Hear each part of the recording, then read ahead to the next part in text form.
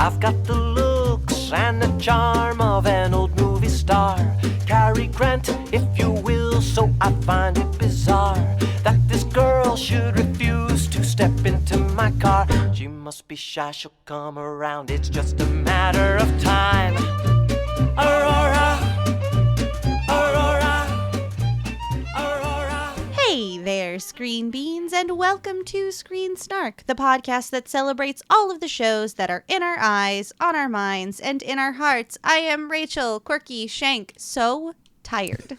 Whoa. And I am Matt, a.k.a. Stormageddon, even tireder. Oh, I bet. Oh, yeah. I spent Monday in the emergency room. Woo. The human emergency room? The human. Or the dog emergency No, okay. thank God. Oh. Honestly, better than the dog emergency room. I'm sorry that I was slightly relieved that it wasn't the dog emergency room. I am too. No, yeah, I had stomach pains and turned out to be nothing. I'm so sorry. All my tests were negative, but like it was not fun. But we're here and we're sort of awake. We're here. We did it. We did it. And wow. We have an incredible guest with us today. Podcaster and YouTuber extraordinaire, the one and only Mario Rivera. Welcome, Mario. Hello, and I'm glad that you're feeling good. I'm glad you guys are all tired. We're all tired. We're all tired. It's just the life of a podcaster. Hey, Exactly. welcome back to, I guess we've decided COVID's over land, where we're all just tired again. Yeah. Man, yeah. Pretty much. Man, remember when we were bored? Right, exactly. Mario, I'm so excited to have you on the show. I was recently a guest on MC University. Of course, you agreed to let me talk about Venom 2, the best movie. The best movie. one. The best one and the best superhero movie ever made, obviously. Especially if you're thirsting over Venom. But anyway, we'll talk more about that and the cool stuff that you've done and the cool stuff you're working on. But before any of that, as always, we're going to talk about the most recent things we've watched, and I am going to go first. And I just want to tell y'all, I tried really hard for my thing to be Psy Odyssey. Really tried. Got up to episode 32, the last episode, hour and a half long. Oh, no. And the thing about this documentary, and I'll talk about it more when I eventually bring it on, is like the episode, because it's on YouTube, the episode length is completely inconsistent. One episode will be 20 minutes, another one will be 30, 50, an hour and a half. They make you go watch a movie in the middle somewhere because they'd filmed a movie sooner that is part of the timeline. It's wild. But it's been great, and I will be bringing it on the show at some point because I've been on a documentary kick. But that is not what I brought today. I just wanted to give a little update. Also, none of us humans are seeing. It is May the 4th, which is on point for the thing that I've brought. But none of us have gone to see the space opera third movie, the third of the Guardians movies. Oh, yes. The protectors of the planet. The protectors of the planets. But I will be seeing that this weekend, so I'm sure we'll talk about it at some point. I mean, I know Rachel will have to on the other podcast.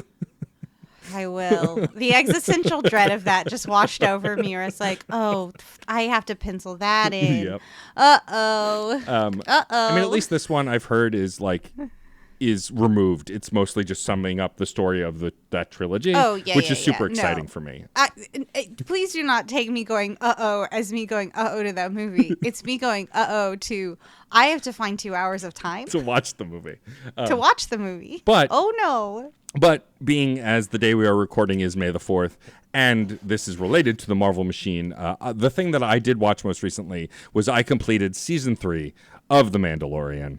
And so that is what I brought today. Yes. Oh, good. I also watched that season of The Mandalorian. May I join you in this one? Yes. Because I did a bad. Oh. We don't have to get into me, but let's do you first, and then I'll talk about... I'm foreshadowing some shit right now. Nice. Oh, Lord. I too have seen this show, so I'm glad to talk about it. I'm glad to talk about all of it. Awesome. We're all current on season 3, right? Yes. Okay. I'm going to try and still avoid end of the season spoilers. I almost said a big spoiler right out loud with a big name. I'm glad you said it first. Yeah. Because there is some cool stuff, but I think that, I think it's still close enough to the release that it's worth kind of avoiding the major end of the season spoilers. But I mean, if you've watched any of this season, you kind of see the trajectory of this show. And for me, I've said this several times on the show before. I think I brought Mandalorian once before in the early days, but this is my favorite Star Wars thing ever. Only second to the new Jedi series, Jedi Survivor I'm currently playing. But so I grew up with Boba Fett being my favorite character, even though I barely knew anything about him. He just had cool armor. And then when the Expanded Universe came out, I read some of the books, but I'm a slow reader, so I didn't get through everything Mandalorian related or Boba Fett related. But then when they announced a show about a Mandalorian, and then that show pivoted into being about Mandalorian culture, I became obsessed. And this season, the entire season, is a culmination of the previous 2 seasons, and like tons of Mandalorian stories from disparate like parts of the universe, because Bo-Katan, of course, didn't debut in this series but has been in it and has quickly become one of my favorite Star Wars characters besides Din Djarin. And like this whole season was just about understanding and respect, and like the fact that a lot of this season is about uniting the tribes, the disparate tribes of this religion, of these people, is just fascinating to me. And like, especially since so many scenes this season wore people in helmets, like it's just, I remember early on that Rachel and I had minor complaints about the lack of visual, like being able to see the people, but we also loved that the performers often, like, while it sucked that we couldn't see their faces, we often praised the performances of the voice acting in the early seasons.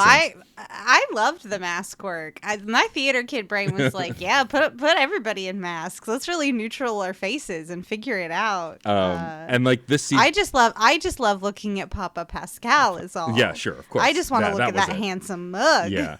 But like this season especially, the performances were, I think, the best they were yet. Especially Bo-Katan, to see Bo-Katan like literally carrying herself differently when her helmet was on and off was fascinating. And like the performances were different also. And then of course the Armorer is one of my favorite characters in the entire series since the first season. The Armorer. And so like getting to see cool fight scenes and like seeing what happened to these people and why they are the way they are and what happened to their planet, and like the escalation, the where Grogu goes this season also is so great. And like some of the spoilery stuff that happens in the last few episodes is some of my favorite like comedy bits in like the entire run. But I loved it. And while I won't talk about how it ends, the final scene of the show is one of those final scenes that you go, oh, it could end here, or they could pick up from here. And I love that. I like that final scene. Like, you're kind of, I, at least as a fan of the series, was like, I'm satisfied with this ending. If there were never another episode, I'd be bummed, but I wouldn't feel robbed, because it felt like a full arc. I mean, I think we're still going to get more. They haven't been super clear on that. But yeah, I just think it was masterful. I mean, Jon Favreau has been a favorite director and creator of mine for a while now. But like him in the hands, like again, like he did with Iron Man, like he is good with these nerdy properties because he has a vision and a through line for them that sometimes gets lost with other directors and showrunners and writers. And so I'm so happy with it. I'm so happy with where the season went. And like some of the best stunt and like action work I've seen in like a live action Star Wars in a while, like all of the combat stuff and the flying around. It was just awesome. It was great.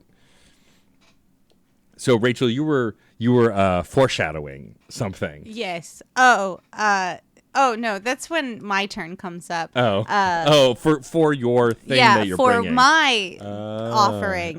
No, I agree. I actually was talking about how much I appreciated like the last few episodes of this from the perspective of coming in to understand fight choreography a little bit more, and just how like these little moments that we're getting in especially that final fight, I'll just say like shield doors. Yeah. That yeah. means like, I'm trying not to be spoilery, but like shield doors, like that sequence of just how smart it was to like very clearly explain and show the stakes, the geography, the choreography, and even get like moments in, like watching that from the perspective of somebody who's like watching for moments was so fun. And it was just like I was really inspired as like a burgeoning wrestler because it was so effectively done, and just a team of writers convincing me to care about this little puppet.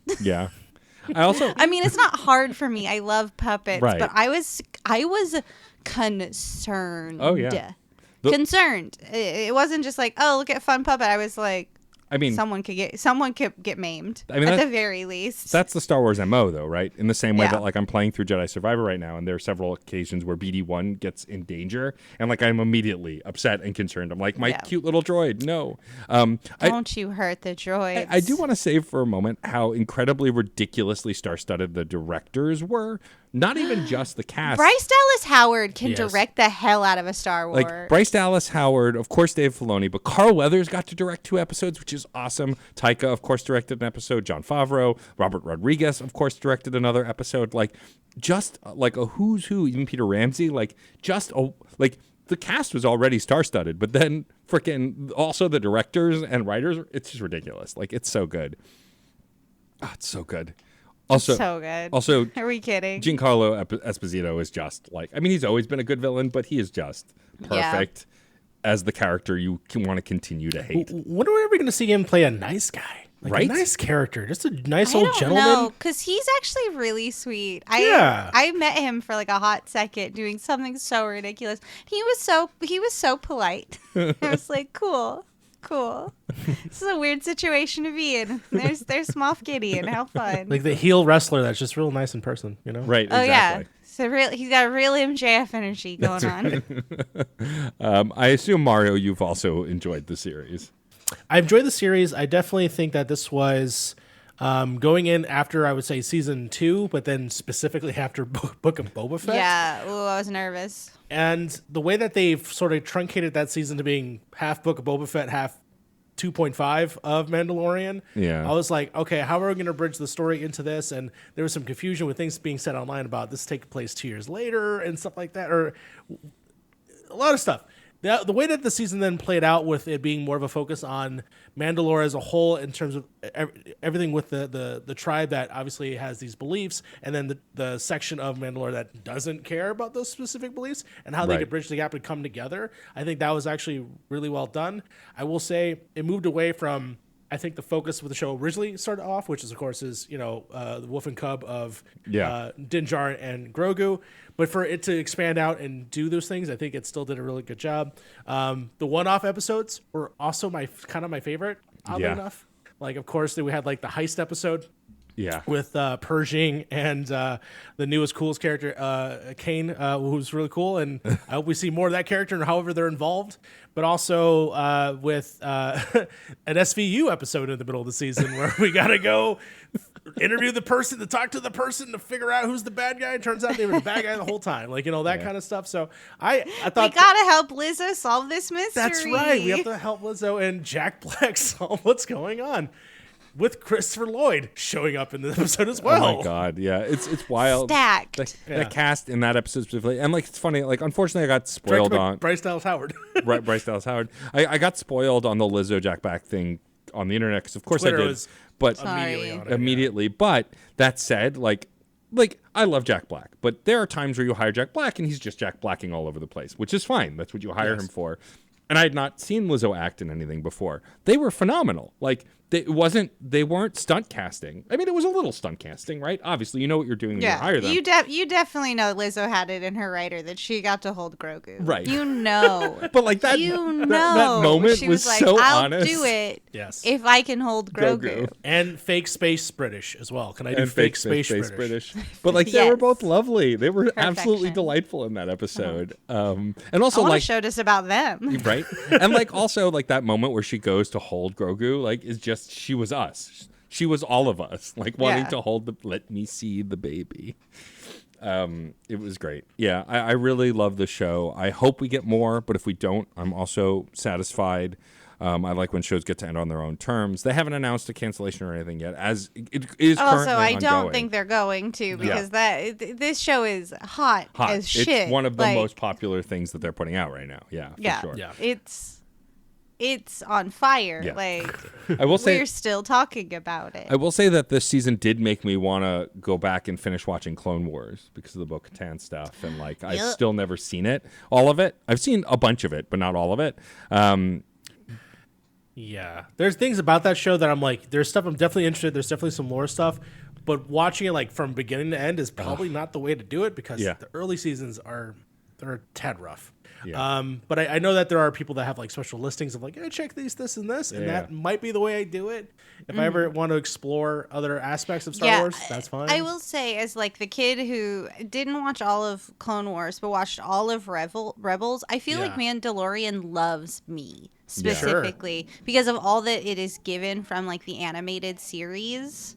From Ahsoka to the Darksaber to like Bo-Katan, like these are all it's all Rebel stuff. Yeah, that all just comes from this animated expansion on the universe, which I kind of, as a Star Wars, like, I don't want to say fan anymore because we're on again, off again, Star Wars. Yeah. You and me, we got problems. So we're struggling, but we're finding our way through. But like, I will never not enjoy that animated stuff that comes out, like the Dave Filoni stuff, just like, and it's so nice that a lot of that could only be imagined in animation is now being made real. Yeah. Yes. Like nothing was more exciting than seeing like a real Darksaber, in like the hands of a person. Yeah. I've continued to just like adore how much this one loves all of the material it gets to work with. Yeah. And I also want to say I do love that it's not trying what a lot of people want is to forget the sequel trilogy stuff either. It's also incorporating a lot of little tidbits that will then hopefully that hopefully will fix like feeling it when I watched episode 9 specifically, and I'm just off put like, wait, how did we get here? Yeah. This will hopefully bridge that gap and make me feel less like, well, how the hell did we get here? Like, oh, this is how we got here. So we're hoping that is more expanded, especially when they do like this the Empire sort of movie series stuff. So cool. I'm excited to see what that's all about. Yeah. Figure all that out. It's funny. I'm kind of the opposite of Rachel in the sense that I'm just a Star Wars nerd. Like, I like everything, even the bad stuff. Yeah. Like, I enjoyed Obi-Wan. I enjoyed Book of Boba Fett. I understand the problems with them. The teens and the colorful bikes, I still like them. Yeah. I don't care. I loved the teens. They were my favorite part. They were. I want a show with the scooter children from Boba Fett, and I want a show with Kumail Nanjiani's character from Obi-Wan. Yeah, yes. The show surrounding those elements, no thank you. Big stink piles, in my opinion. Fair enough. Art's subjective. Yeah.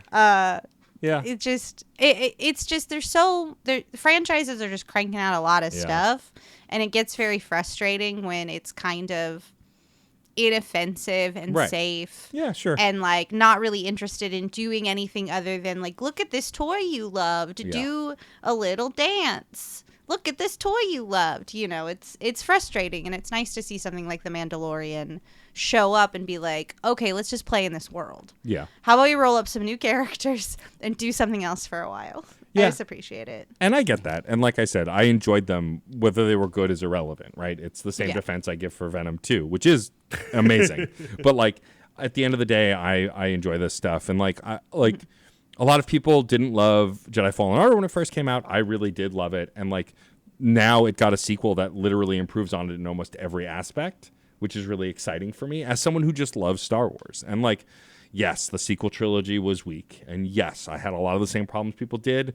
But you know what? That movie that moment at the end of the third movie, I still got hyped. It was so predictable and terrible, but honestly, still got hyped. And like, I think it's because we all have those things or those franchises or those stories that we just get wrapped up in regardless of the quality of the product. I loved the prequel trilogy when it first came out.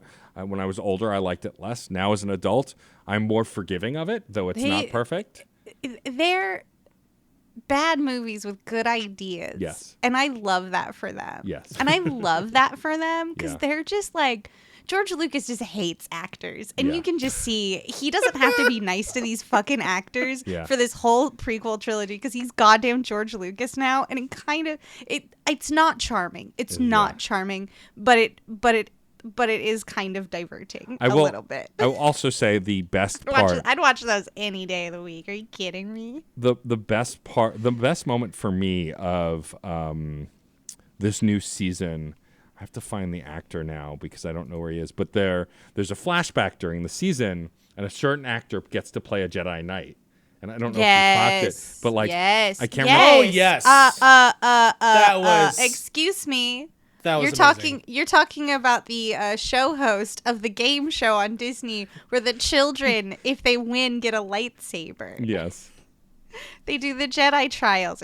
I love it. But the actor who originally portrayed Jar Jar Binks got to be a Jedi on screen in this season, and that was so cool. And be a badass and awesome, and we don't know what the end of that story is either. No. Yeah. And so definitely alive. Are you kidding me? As an actor, well, regardless of your opinion on Jar Jar Binks, the actor got tortured in a way that was unfair and unkind, and to get redeemed by the franchise that put him in a bad place is just brilliant. Like, it gives me hope that maybe we'll get a Rose Tico season, or like just some kind of like better thing for her in a later movie. Like, Star Wars clearly wanting to do right by people who have been mistreated. The fact that Daisy Ridley's coming back is really interesting because she also had a horrible time with the fans in certain, like some fans, not all fans, but a lot, like, you know, especially male fans. And so it's just really cool to see that kind of stuff happening. Yeah, I loved it. I can't wait for more. Hope we get more, but I loved it. Yeah. Well, Matt, yes. If you had to sum up season 3 of The Mandalorian, wait, did I say in just 3 words? I'm so tired. Yes. In just 3 words, to describe it, to do this, yes. the thing I always ask, that thing, you know, if you could describe The Mandalorian in just 3 words, and you can't use The Mandalorian in any of that, how would you succeed in doing it? Because I'm struggling. 3 words. Hello? Mandalorian mecha anime. Mandalorian? Wait, you can't say Mandalorian. Oh, right. We're this one. We're falling apart. Yeah, we're messing. These past few episodes, we've been just slipping. Mecha anime goodness. Mecha anime goodness. There you go. In your live action, I love anime. You kidding me? I love it. I just want a no button. Just to Nope. use. Nope. Well, now that we've gotten through Yes. that and the ridiculousness that ensued, Rachel, boy. what is your foreshadowing bringing to fruition? What is the most recent thing that you, my friend, have watched? Well, to be honest, I've been real swamped these past few weeks. In a way, I went down to Old Bridge, New Jersey on like my one day off from doing things to be part of Dropkick Depression's show Stranger Than Fiction. My alter ego Charles Stunning got to hop on the commentary mic, which was very fun. Nice. But it did mean I have not watched anything of note or meaning. Except I've been plugging away at It's Always Sunny in Philadelphia. Okay. So I'm breaking the rule of don't bring something back because it's all I want to watch. It's the only thing that, like, if I'm not watching wrestling or like making some content or now working a day job, it's just like, Sunny, I got to. But I am gonna like just say I would like to talk about the 3 most recent episodes I watched. Okay. Because I think they are particularly like good ones to just like grab in a vacuum. Where are you in the series right now? Because that was actually my COVID watch. That was what I watched all through COVID, all the way up to where they went to Ireland.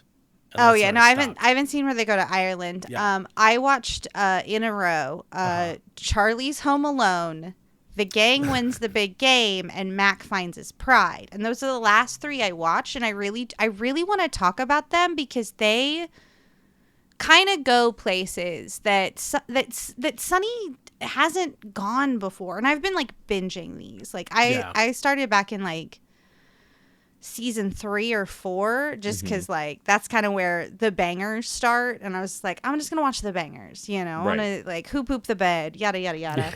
I can't believe that I'm about to talk about this like really emotional arc of a show where one episode they're just trying to figure out who pooped in the bed. So Charlie's Home Alone and The Gang Wins the Big Game are sort of a 2-parter episode where you've got one character doing one thing, and then the next episode is what the other characters are doing at the same time. The first character was doing whatever they were doing. And I really want to see Charlie Day in an actual horror movie now. Because Charlie's Home Alone is essentially Charlie gets left behind during the Super Bowl where the Eagles are playing the Patriots in Minnesota. And he decides to barricade the Patty's Pub with all kinds of Rube Goldberg traps, but then gets trapped in one himself, specifically a bear trap. Yes. Jeez Louise. And it just follows Charlie Day dealing with this while trying to continue to uphold his like self-imposed promises to the Eagles so that they win the game. And this like very funny situation of, I gotta do this thing.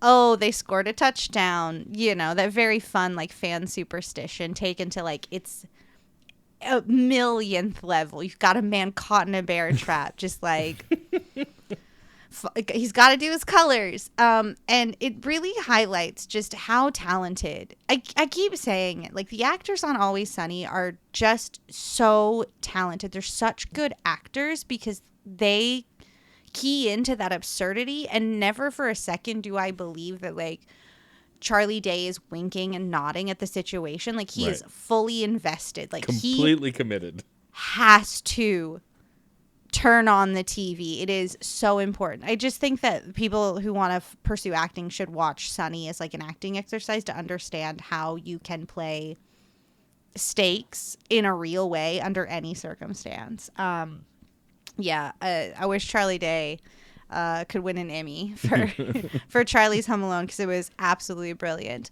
And then you see the other side of the coin where the rest of the gang goes to the Super Bowl, and sort of how clever it is in its construction.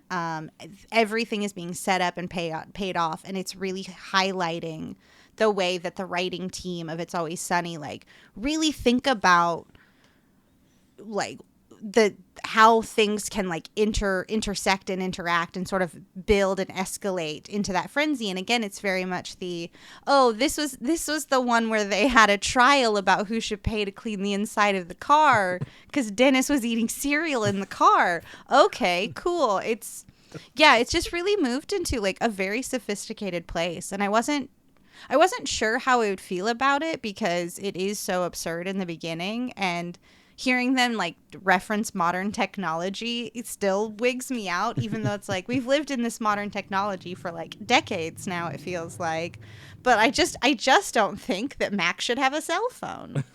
And then the third one was Mac Finds His Pride, which is of course the one that has the very famous like dance sequence that Mac does about the expression of like his internal life as a gay man, you know, and I thought that was really beautiful. And then I got distracted for a hot second because I remembered that Frank face that he makes at the end is a meme. And it really kind of like undercut the emotionality of the situation, but it was beautiful. And it was really, again, a nice treat to see the team of the show really like play with the boundaries of what an episode of It's Always Sunny can be, you know, that it can actually have some pathos and like a bit of heartfelt nature, you know. So yeah, just those 3 episodes really felt like something different. Mm-hmm. And it's not just me justifying that I haven't watched anything except for like Terry Funk like running around, and I'm just like, Terry Funk, I love you. I love Terry Funk. He's by amazing. the way. Can't I believe love he's still him. alive, I didn't that know. man. And I love him. Oh boy. Thank God you're finally retired. Oh my God. I hope. I hold that. Stay. Hey. Stay down. Hey. Yeah. Bud. Just let TikTokers make fan cams of you to Phoebe Bridgers songs. It's gonna be great. That's right. Don't worry. Put down the about barbed wire. Put down the barbed wire. But Terry. Yeah. So, yeah, they really felt like a whole different expression of what Sunny has been up to this point. I mean, Sunny is one of those shows like. Rachel, you and I talk about comedy a lot on the show, and like love comedy. And like our favorite comedies are the ones that can be meaningful, can be serious. You know, we talk about Scrubs endlessly, and like some of the most heart-wrenching, dramatic Scrubs moments are like you would think they were from a hospital drama, but they're not. They're in this comedy. They're sandwiched between ridiculousness. I mean, the Brendan Fraser series of episodes, like will always be like they give you whiplash, but in a good way, you know? And like Always Sunny has always been good at that too, especially later on, is like kind of these characters are all assholes, but that doesn't mean that you can't learn something from them or like learn something about how good comedy is made from them as well, right? You know?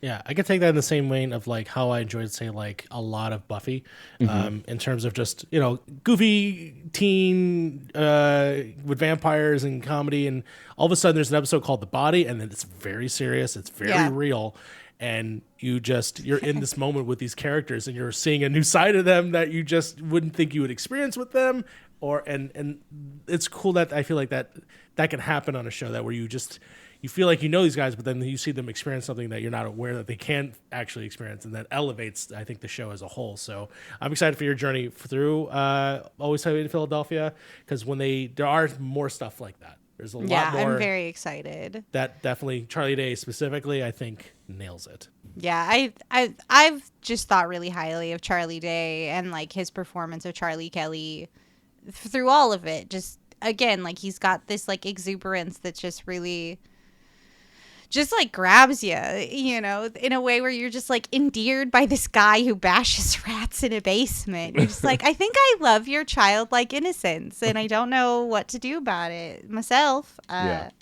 yeah, and also really understanding the perspective of this from the evolution of sitcoms. Like Sunny has always been keyed into its own media. Yeah. You know, it's the whole idea of, have you ever noticed that sitcom characters are really bad people, but you're supposed to root for them? Hey, let's just do it like you don't. Please don't. Yeah. They lose. They lose.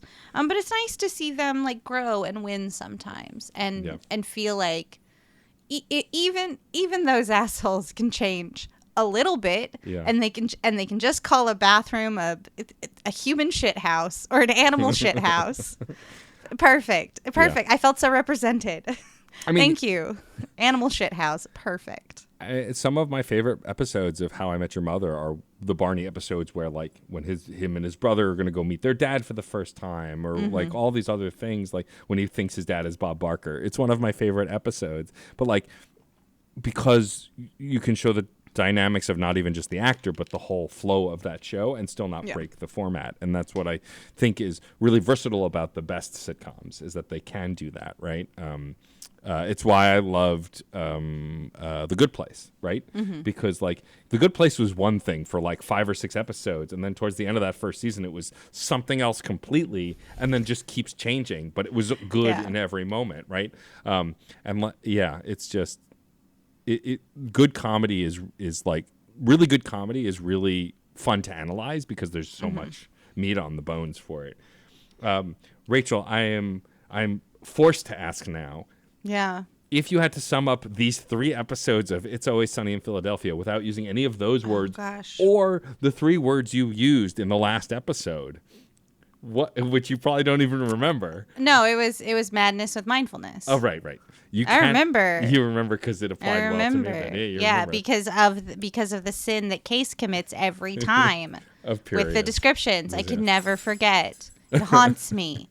I am haunted, Case Aiken. But if you had to use 3 other words to describe these 3 episodes in particular, what 3 words would you, my co-host, that I'm dragging it out? Even though I don't know why I'm ready to go. Because it's more fun this way. Yeah, what would you choose? I've already got it. I've nailed it. It's perfect. Are you ready? Yes. The gang grows. Yeah, there we go. The gang grows. Love it.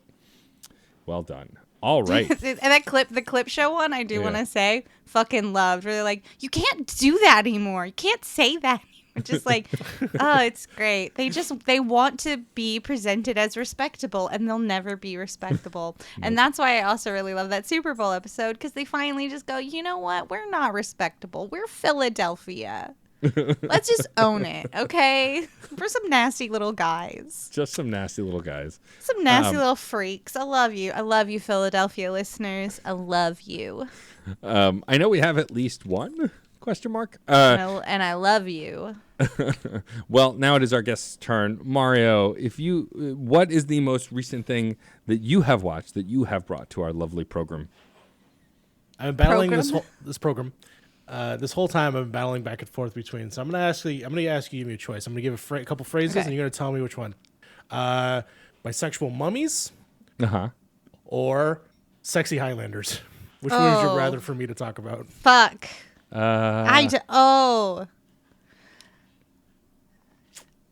This is / bisexual Highlanders.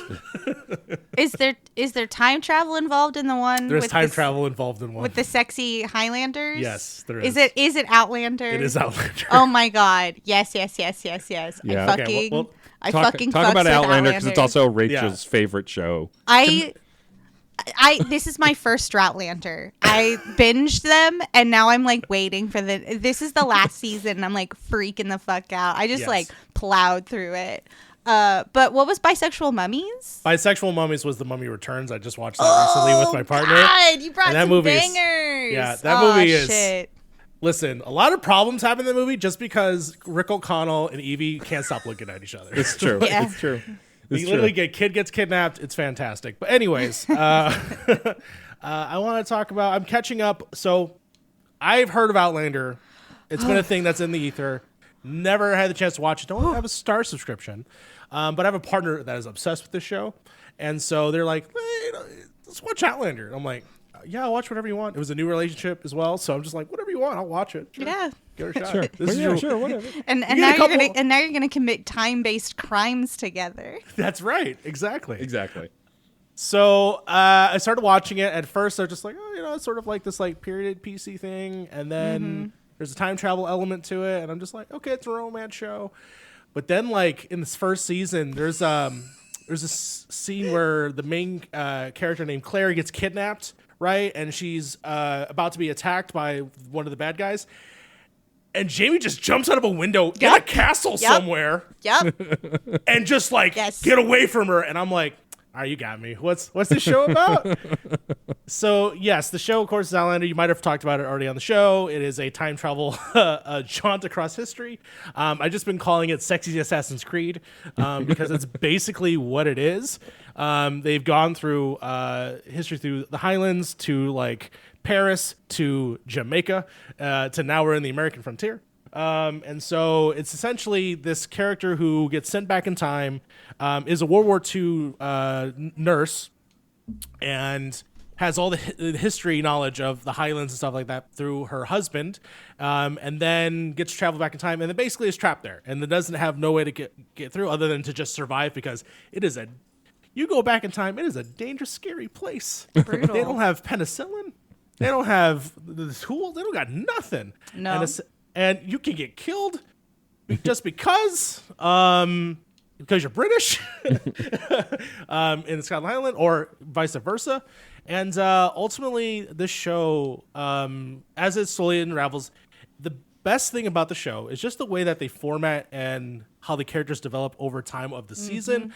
One of my favorite things, and it always happens, and it's usually the 4-point action is what I refer to it, where one thing happens, but then another thing has to immediately overtake that and happen. But don't forget, there's another thing that has to overtake that happens.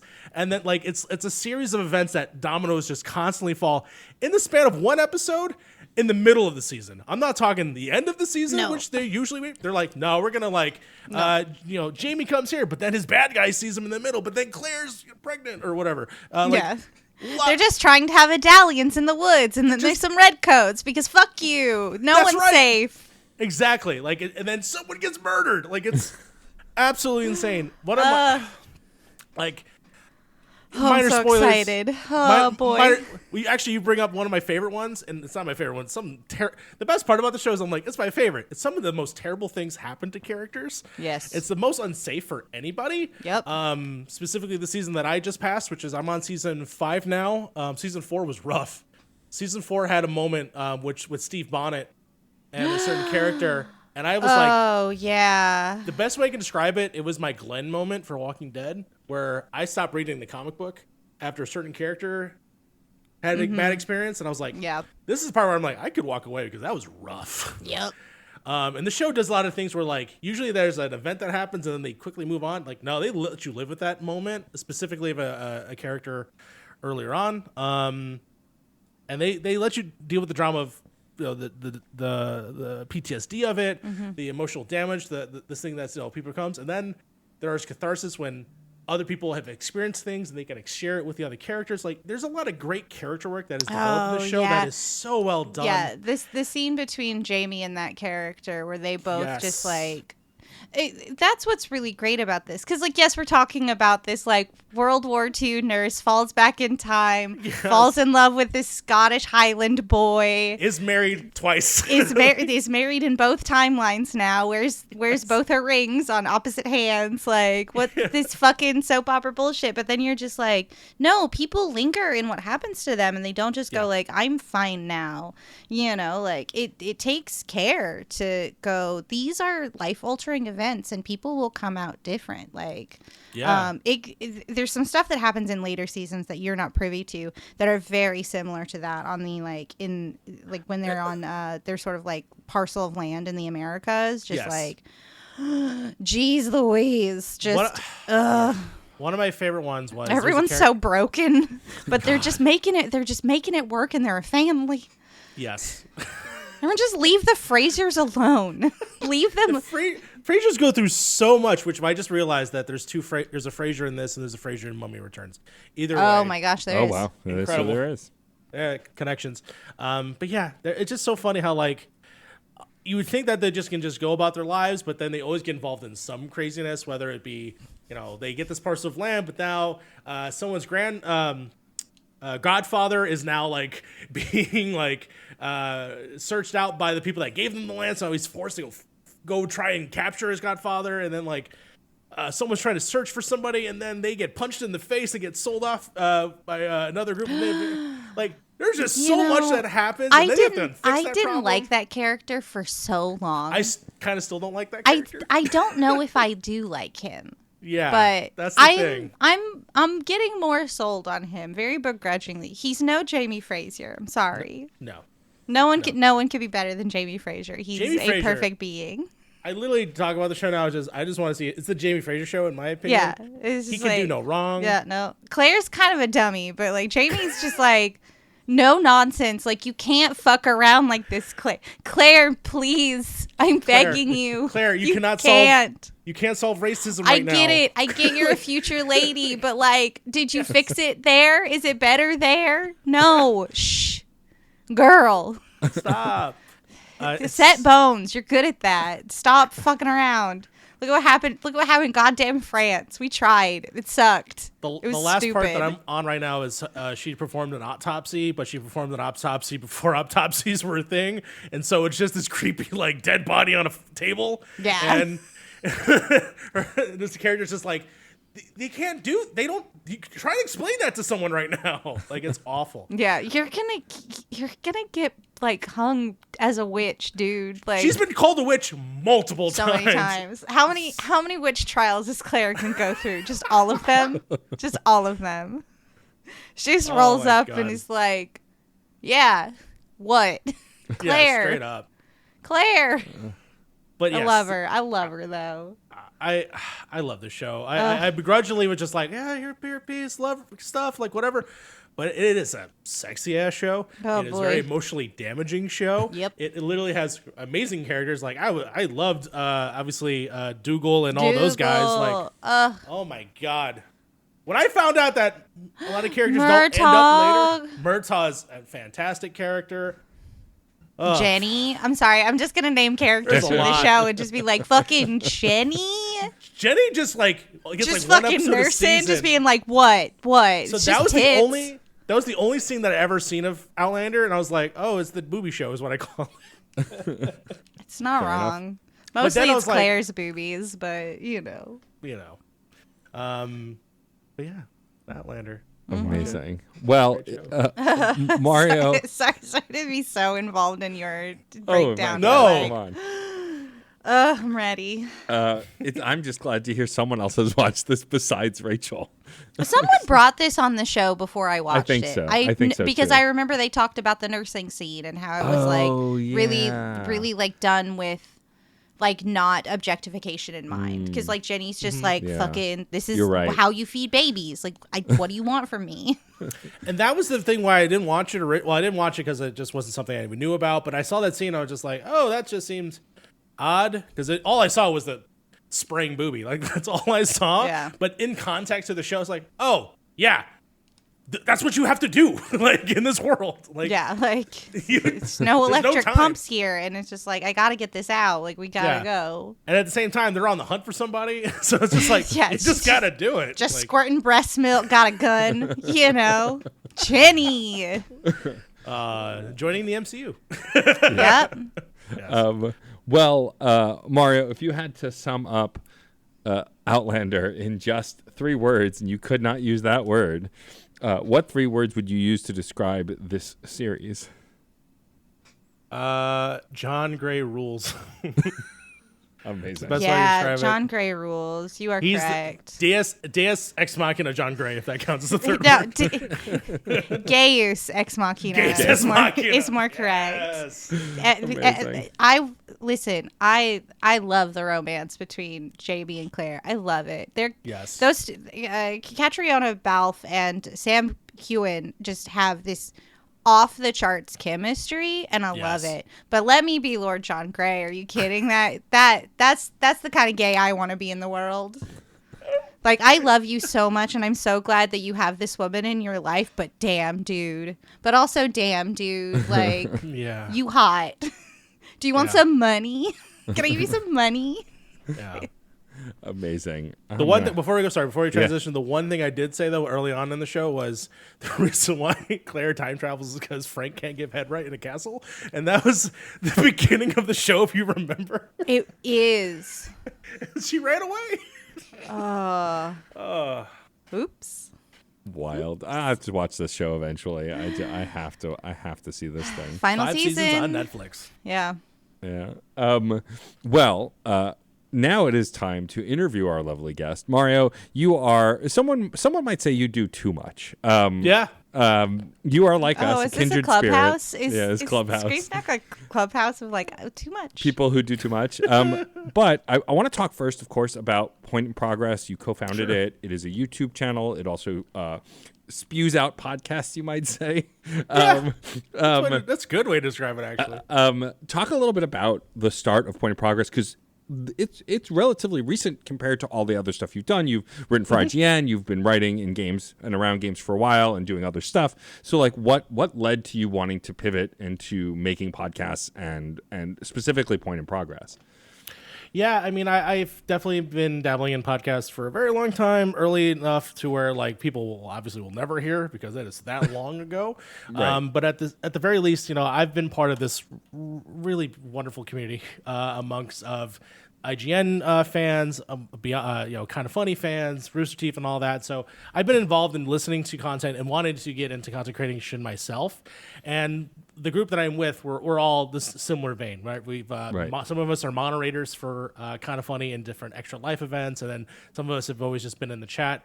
And it's basically how it started was we all kept hanging out in everyone's Discord, and we just decided, we kind of wanted to start making stuff ourselves because we love hearing about it, but we also want to make it as well. Mm-hmm. And so we came together relatively about 2.5 years ago at this point, and just kicking around ideas like, what if we start doing a podcast, like a main show podcast, and then we can do other branches of other stuff. And then it sort of pivoted out to where we now have the main show, which of course is the Point in Progress podcast show. But then that splintered off to me wanting to do my own thing with movies, and so Sly, who is my co-host over there at MC University, they never seen any of the Marvel stuff until we started doing Point in Progress. They started on WandaVision and decided to go backwards. And they did all of the MCU, including all of the shows. They love Cloak and Dagger, Runaway. They've done it all. U.S. Agents of S.H.I.E.L.D. Wow. Agents of S.H.I.E.L.D., they've done it all. So they've done all of that. And the thing that they haven't seen, of course, was any of the original Marvel movies, like the Blades, the Hulks, the Daredevils. So the whole show preface for this, like, hey, let's go and try and go through every single one of them and teach it like a class. Like at the end of the show, you get a graduation of like you watched literally possibly everything that Marvel had to offer pre stuff like that, and it just kept expanding like that, and just like getting involved with game reviews and people working with us like Pop Agenda, and then other companies as well, like Evolved, and just allowing us to have a voice, giving us support, and then hey, we get to talk about it to our audience, and that's what pretty much what we do and have fun with. I mean, that's not an uncommon place. I mean, more or less all of the stuff that I've done was born out of me listening to Waypoint, RIP, listening to, tons of other podcasts and reading other websites, Fanbyte, also RIP. Yes. A lot of that these days. Reading Game Informer as a kid, like consuming all of this media and then going, oh, well, I like this stuff. And like, I like hearing other people talk about this stuff, but I kind of want to talk about this stuff. I mean, Rachel and I have talked about many times about the false launch of this podcast, and we recorded a now forever archived episode that never aired. But like, it's deleted. It's gone. Deleted. It's gone. It's forever gone. It's forever still gone. Have beta episodes that I'm afraid to release because it looks awful, probably sounds awful. Our backgrounds are different. It's fantastic. But like that moment was like us being in and around that stuff enough made us want to do it, and then we didn't because of other things in our lives, but then continuing to consume content like that made us go, well, we should try that again. Like we really could do it, and we've been doing it for a while now, and like I think it's a frequent origin story for content creation specifically, a term that some people love and some people don't, but I think broadly describes what a lot of the stuff we all make is. And I think coming from that place is a place of love, right? Which is a good starting point. Loving something enough that you want to talk about it. I think it's why podcasts that come like from either sharing the good in this media or talking about like things critically, but like sharing the positivity tend to have a longer shelf life than people that just want to naysay stuff and bash things. Like it's not the same kind of oeuvre that carries that kind of stuff through. And I love to hear that point in progress is that because you had started games writing a while ago, right? You've been doing that for quite some time before you launched Point in Progress, right? Yeah, so I ended up got into games media, luckily through a bunch of writers from DualShockers at the time. My friends Logan Moore, Michael Ruiz, and then a couple other people from DualShockers. Essentially, I was there as a video editor first, and that's primarily what I've done. I've done some writing for some videos, specifically, for some reviews down the road, but that's where it started. And then just doing the content creation aspect of that for the site, taking and making the reviews and turning them into something kind of in the same way that like how IGN does it. Of course, like back when I was watching, it was like Revision 3 was doing stuff on the videos, G4 with XPlay, and just want to do my version of it and kind of showcase people's voices, like the writers taking their stuff and putting it out there, kind of like how those are already working. And I got that avenue through DualShockers, and then DualShockers, postmortemly is just, it kind of got sold off somewhere else, and all the writers left, and it was sort of a bad taste. And so moving away from that, that's what sort of then began with like, I needed to find an outlet for this. And then COVID really honestly kicked it off because all we were all doing was being at home, and there was nothing for us to do other than hang out in Discord. Yeah. And because we were having these conversations already through Discord, no one else was listening, and so therefore I was like, okay, let's go ahead and start doing this. But just through like general creation of just making content and I was doing podcasts for DualShockers as well, just sort of same thing. Get in a Discord call, I'll record it, we'll edit the video out, and then we'll post it on as sort of like a postmortem of like the different games that come out.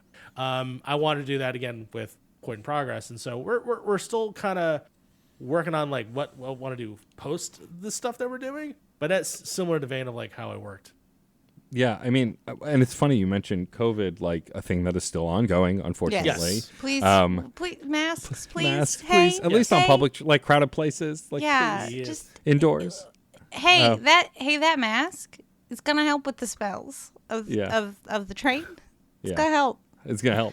It's gonna help. But like even though we had started Screen Snark before and even started recording remotely before the pandemic started, the pandemic, while it was bad for a lot of reasons, did strengthen all of my podcasts and my ability to edit. And like when I was unemployed during part of the pandemic, I, a member of this podcast network that Rachel curses hired me to edit his podcast, and like it really helped me flex my muscles. And now I'm a freelance editor for the Game Informer show. Like I think while the pandemic did a lot of bad for creators, it also did a lot of good, especially introverted creators who now had the time, because they had to be home, to make stuff. I mean, like, again, I don't think Screen Snark wouldn't have succeeded without it, but the strength of this show's format, Rachel and I evolving it to include more than just movies, Rachel feeling comfortable to bring guests on and exploring other passions once Rachel could go back outside. Like, I think all of that is born out of the pandemic and like kind of lit a fire under our ass. And I think it's really interesting to look through that lens. Yeah,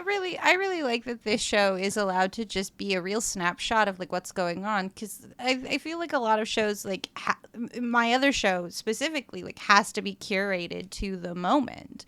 You know, like if you're talking about the latest releases, you're kind of just locked in on that. Whereas like here, we're kind of allowed to explore like what we as creatives are drawn to in the times where we're not having to do media homework. You know, that's sort of like, that's why this show like is such a delight for me, because you get a snapshot of like what someone's consuming and how that might actually be informing what they're doing next, or like is being informed by what they're doing. Like, I wouldn't come in here all the time and be like, I was at a wrestling show and did a thing, if I didn't start watching wrestling and going, I want to do that, you know, and that's what's neat. Everybody grows and changes, and now we've got a long storied history of bi-weekly episodes of our growth. Yeah, pretty much. Yeah. So the Point in Progress podcast, talk a little bit about what it is and like what makes it different from other podcasts out there in the world. Like, what's the pitch for that? Because you gave the pitch for MC University, a show that I graced very recently and was great. But talk a little bit about Point in Progress and what that show's about as well. Yeah, I think Point in Progress, at the core of it, is the structure of the 5 friends, the friendship that we gained through building this together, being in different parts of the country. There's 5 of us, and we're all sporadically through different areas. I know we have one person in Toronto, one person in Nova Scotia, we have someone in Washington, and then me and Frank are both here in Chicago. And we have to coordinate that and put that all together, and we have the conversations that we do. I know it's a mind hell, and we try our best. We are live on Fridays, so you know it's Browsers. And I feel the worst actually for Fee, and I've actually expressed this during our episode 69 episode, where we basically are, all of our time zones are, some of us are at like 6, some of us are at 8. They're at like 1 o'clock in the morning, because their time zone is a fake time zone. It's way past Eastern time. Like it doesn't make sense to me. And they're committed, and they're there, and I absolutely respect that. But essentially, the podcast is 5 people that come and talk about things that they are enjoying, they are loving, they're experiencing. And of course, we used to do it just solely video games and movies. We noticed that there's other things that we're into too. So, like for instance, Sly, who is a person that very much loves reading fan fiction, and so they like to talk about their love of fan fiction and how that applies to the media that they enjoy. So, like if we just did a review for X2. For MC Review, they're now into fan fiction for X2 and learning about what Nightcrawler's up to. Amazing. Probably a lot. Nightcrawler. Yeah. That's right. Oh. Right now, they're really into sports, so they're into sports fan fiction, which I didn't know existed, but of course it does. Of course it does, right? Rule 34. Oh my God! Yeah. Now I have to wonder how many of my wrestling colleagues have fics out there about them. Probably. Is there a King of Chaos Logan Black fic? Does my head coach have a fic? I have to know. Someone tell me. I won't read it. I'd never read it. Just don't tell me where. Don't you tell me where it is. Don't you tell me where to find it. Well, we take that energy. That rules. Tell your friend who's into fanfic that their whole shit rules. Absolutely. And they also, like us, tired, do way too many shows. They're actually doing a hiatus thing right now because they do way too many things. But taking that energy and then just allowing us to just have conversations, to be fun. Like, we had an episode where Frank decided to be a cowboy the whole episode. I'm glad. Told nobody, but good for him. Proceeded to be a cowboy with sepia tone over it, and just had a good time. The last episode we did, he was just playing Resident Evil 4 as a screen. So we're fine with the format, how we can break it and make it silly, because we're all just at the end of the day, we're playing ultimate versions of ourselves. Right. Yeah. But at the same time, we could talk about certain things that we think critically about, or we are happy about, or something that we just want to share. Like I wanted to talk about Ghost recent the last episode because I'm a huge fan of the Ghost, the music, the musicians, and there's a whole lore to them, and so I wanted to talk about how like for Easter they had this sort of like priest televangelist arc that is like wild because they did a cover for Genesis's Jesus He Loves, or Jesus He Knows Me. It's so good. Amazing. Just watch. And there's it's so good. Just listen to Ghost. That's all I have to say. Just start at the beginning Okay. and go backwards. Okay.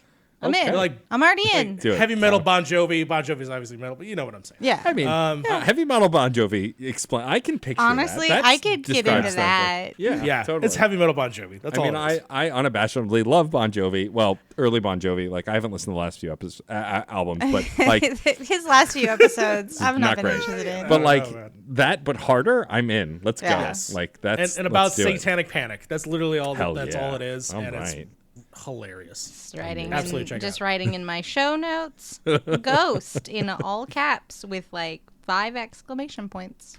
There you go. Um, Man, if there was one thing that you could direct our listeners to Mm-hmm. that you've done recently that you'd want them to check out on the YouTube channel or on the podcast feeds, is there something like stands out as like this was a great episode or Yeah. like this was a great guest or a great moment we had? Like, is there something that comes to mind? Yeah, give our audience a gateway drug to Yeah. this. well, not to talk bad, but we had a fantastic Venom 2 conversation just recently true. at MC University. You know what? I will say I'm gonna talk about our Spider-Verse one. Spider-Verse Very good episode.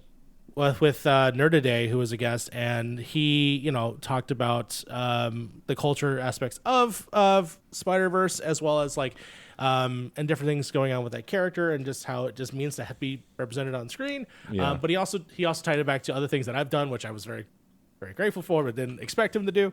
But in terms of the actual honest conversation, I would say that would be a good start. Just a jump in point, like, hey, you think you want to check out the show? That would be where I would start with us. And then go back, because we talk about how bad the Punisher is, and we talk about how amazing the Hulk is, and how much fun the Fantastic Four movies are, and how much we love. Oh my God, I'm blanking on his name. Bullseye in Daredevil's. Oh, Colin Farrell as Colin Bullseye. Farrell. Yes. Superior boy. performance. Superior. I Just gotta superior. say, that Magnifique. original Punisher, though, the massacre of his entire family is hilarious. The Massacre of the Family is hilarious. I just hate how it's constructed over Oh, yeah. the homophobia. That's the best way to describe Yep. it. Oh, yeah. That's the only thing where I'm It's- like, ah. Yeah, for something so homophobic, they really did camp well. It's true. Unbelievable. How dare you? How dare you? Yeah, no, I love y'all talking about these old MCU movies, because also like at the time, like we were like that first X-Men movie is not great, but like at the time it was the only X-Men movie, and so we were stoked. So, and this is the conceit of it for me, at least, because I've watched all these things. I've watched Yeah, them of all, so Sly's coming in at a fresh perspective. I get to watch it, who is a jaded MCU, like, I need everything in my veins, everything needs to connect. I get to watch it for, like, that happened. Now I get to just experience it as, like, what was it actually? Yeah, Yeah. It was it actually. And ultimately, the first movie, if you just think of it as just a movie and you don't want to be like, oh, why does Wolverine not have yellow spandex and blah, blah, blah, blah, and characters are not right. If you just think of it as just a base movie about these characters, it's a very interesting movie about a Holocaust survivor suffering and having to bring people to his level. I Yeah. think it's a fantastic watch just on that level without having trying to do all the crappy X-Men Yeah. continuity stuff. But at the very least, I feel like, yes, talking about these old movies, looking at Ang Lee's The Hulk in a perspective that, hey, just because he fights poodles doesn't mean that this movie doesn't deserve to exist. For the artistic level alone, like, I still think that there's stuff about this movie that they try to do with like character work of like abuse and stuff like that they don't go in general stuff, and Yeah. we ignore it because he fought poodles or whatever. There's a cloud at the end of the fight, but there's some actual deep stuff in there that we got to experience watching that. And then there's the Punisher. It's got some stuff. It had Kevin Nash in it. Yeah, it's true. It has Kevin Nash in it. Yeah. And Ben Foster. happen faster. Yeah. You know? And I like Thomas Jane's depiction of Punisher, Me too. even Yeah. if the movie is bad. I love the Family Massacre. It was the best. Yeah.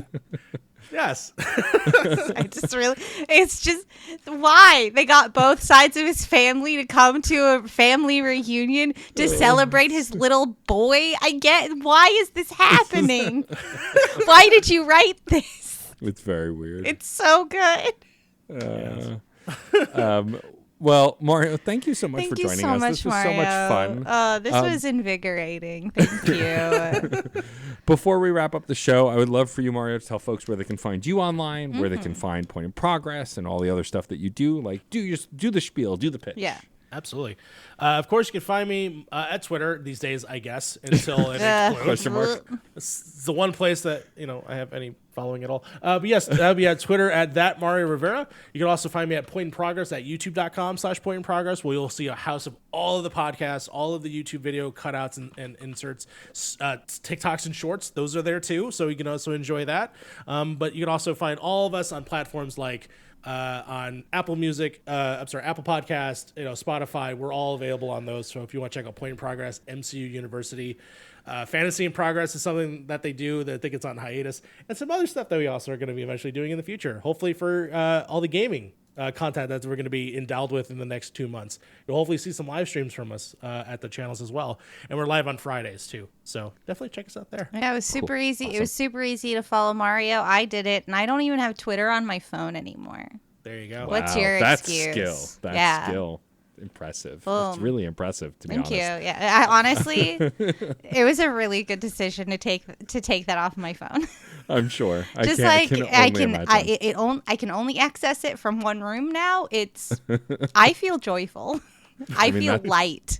That was me with Facebook. Removing it from my phone took a weight off of me. So I get that. Well, thank you, Mario. Thank you, we are going to Mario. ask you our final question, but first we have some folks to thank. Rachel, let's thank some folks. Yes, if I may, I would love to thank John Presnell for the use of the song Aurora off the album Fair Game featuring Stefan Rimble. I would also like to thank the incredible Katie Bug, who designed our show logo. Yes. Thank you so much, Katie, for designing Yeah, that. thanks, A Katie. Philadelphian. Yeah, we love you. We love you, Philly people. Love you. So much love here. Yeah. And I would Let also that like love to flow. Come on. Yeah. I would also like to thank one Case Aiken who No! does the individual episode art. Stop it. No. Demon man. You're so mean to him. So mean. No, He he's just mean had to a baby. me. He just had a baby. He did not name that baby after me. I am pissed. Oh, okay, here we go. There it is. I told him. I said, Case, I will bury this blood for you if you name that baby after me, and he didn't. I've never felt more betrayed. Frankly. Okay. I'm gonna choke slam him. I'm gonna choke slam him to the center of the earth. That's what I'm gonna do. Why don't you thank our podcast network? Why don't you? Yes, do that? I would like to thank every single member of the Certain Point of View podcast network, except for Case Aiken, for continuing to let us be a part of the show. If you want to come and join our weird little clubhouse community, you can find all of our shows at certainpov.com. And you can find permanent links to our Discord server where you can talk to people in real time, except for me. Good luck. Good luck. Talk to me. I'm on there. You can talk to Matt. But you Previous can't. gay. But please do know that I do enter the 3-word review chat and curse the skies Yeah, it's true. You at do. You yell at Case. cases continued betrayals of my trust. Also, we kindly ask that you rate and review this podcast. If you look right in the show notes, at the bottom of the episode description, I have a link to Apple Podcasts and Spotify. All you got to do is click through and rate and review us there.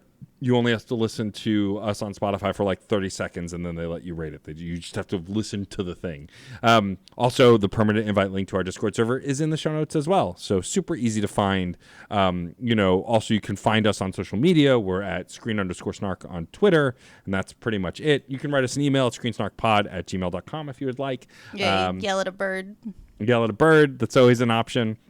But seriously, rating and review is a huge help. Also, go rate and review MC University and Point in Progress. Yeah, 5 stars. Rate review literally every podcast. 5 stars. Hey, it costs you nothing.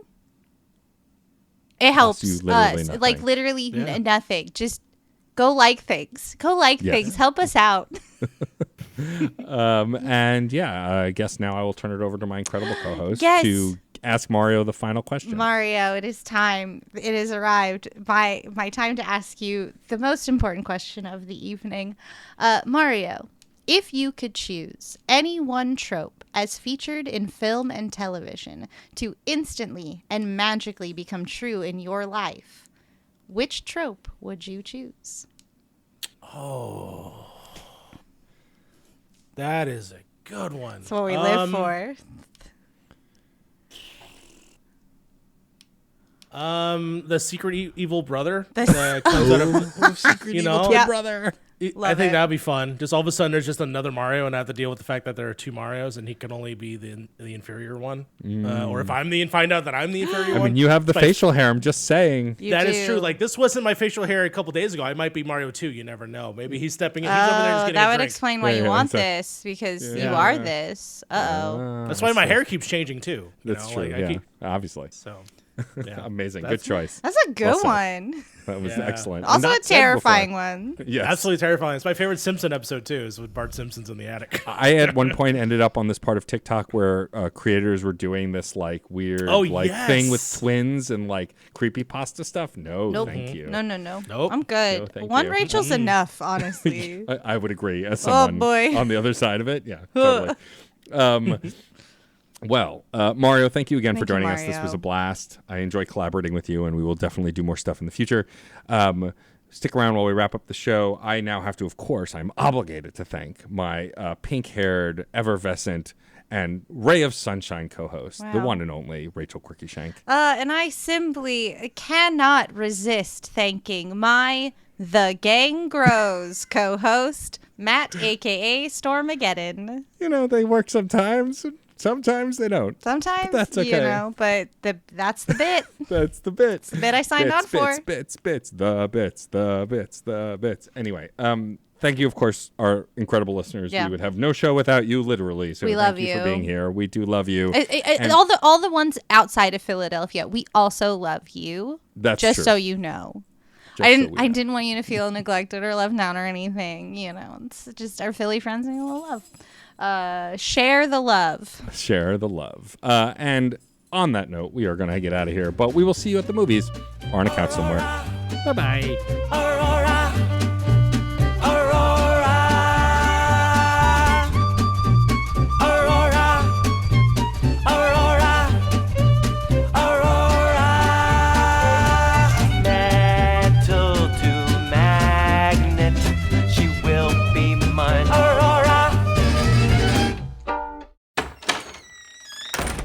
Hey, Oh, hey, Jeff. what's going on, guys? Oh, you know, talking about Superman. Oh, cool. I could talk about Superman. I could talk some more about Superman. We know. I'll bet a few people would want to get in on this. I'm down. You know it.